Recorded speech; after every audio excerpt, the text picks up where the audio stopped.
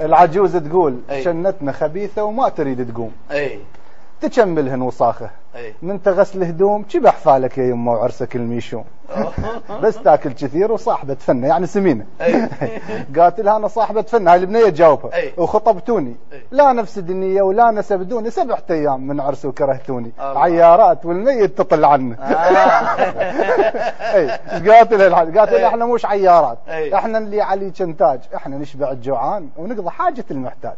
لا جار الكلخنا ولا حكينا ازعاج، قالوا عنك الجيران كلبه وعقل من جنة. ايش قالت له العجوز؟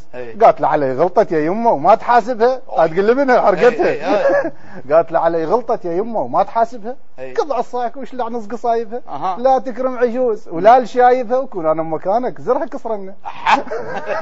ايش قالت لها البنيه؟ قالت لها يا مفلشه الرجل علي حزمتيه، اذا ينكسر زر الغرض بيش اقضيه.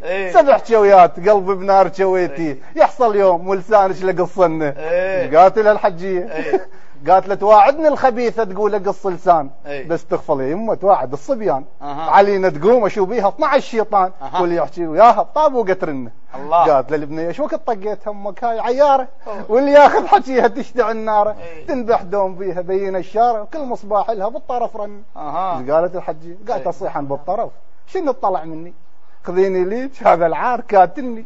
عضتني ومن عضها ينكسر سني، وراح رضاي ذيك انت قنطن. حلو هذا الحرب بين الجنه والعنه، وتسهل عليه هاي نقطه ونص. ومنك عندك